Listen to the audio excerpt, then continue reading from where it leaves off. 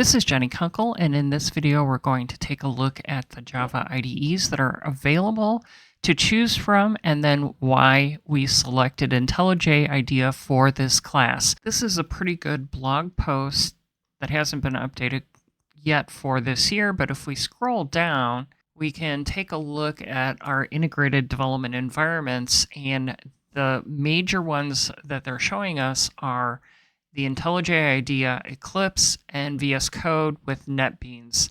IntelliJ IDEA, NetBeans, and Eclipse typically have been the major IDEs that have been used in the past. I've started with Eclipse with Java. It's a little bit clunky. It's not as nice as maybe some of the other IDEs that are available. Of course, Visual Studio Code is the universal tool for most development languages at this point. Maybe not as nice as some of them, but when you get into web development, there is no better tool than Visual Studio Code. And in this case, it indicates that in a lot of cases, you're going to be using maybe IntelliJ with Visual Studio Code, or Eclipse with Visual Studio Code, or even NetBeans with Visual Studio Code. And they also talk about some of the other choices for tools.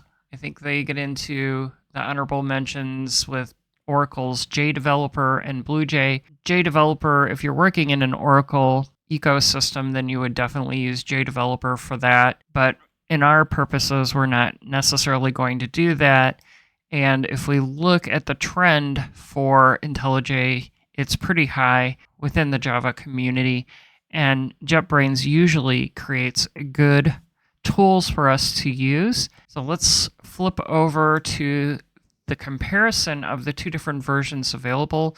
When they're looking at that comparison, they're looking with the Ultimate tool, where we want to look at the difference between the paid version of the tool and the community free edition. Everything that we need for class is included in the tool set. We have our Java capabilities.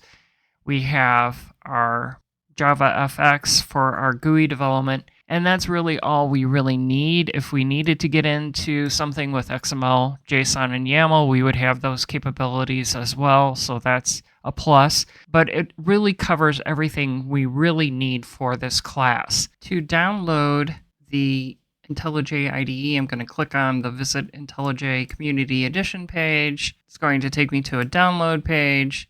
And we have to be a little bit careful here because it's going to show us the Ultimate at the very top, and then we need to scroll down to the middle of the page because we want the free version of IntelliJ IDEA. Now, with our IntelliJ IDEA, it's going to look at our operating system and provide us with the options pre-selected that we can use to install IntelliJ. I have a photo from my Mac computer that I looked at this. I'm not installing it on my Mac because I have limited space available. But notice it's showing me that it's choosing the Apple Silicon because I have an M1 chip on my computer, and that's what it's pre-selecting for me. I'm on my Windows. That's just my primary computer. Has way more space available for me to install stuff and do things with than my Mac does. So I'm just going to do it here. Select the installer. I could do the zip file as well. It's going to download that. Wait a few seconds here. I'll probably speed up the video.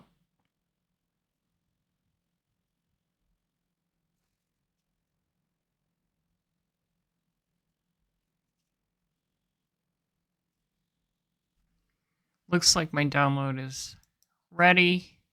I can go ahead, double click on the exe. Setup is getting ready to launch. It's asking me if I want to make changes to my device.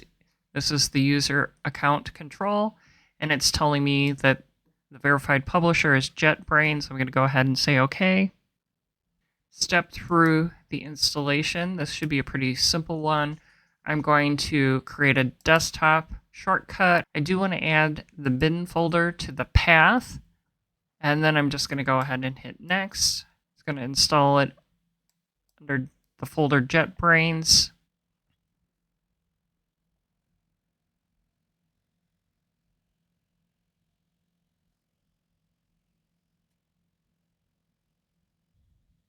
And I'm going to go ahead and say I want to manually reboot later and finish.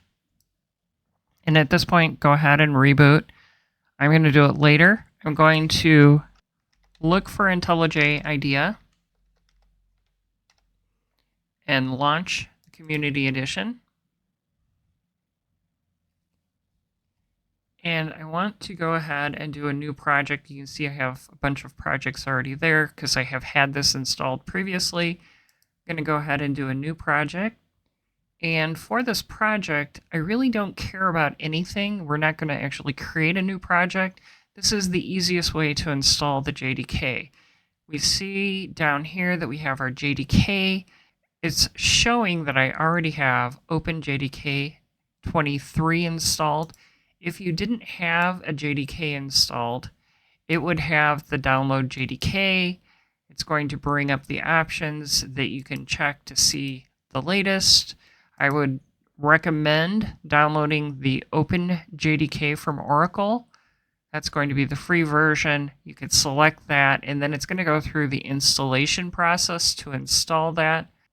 But I already have that version installed, so it's not going through and downloading the version, but it would go through the download process for you. And then when it does that, it gets things pretty much configured so that it's set up to use within the IntelliJ IDEA development environment. If you have any questions on this setup, please let me know.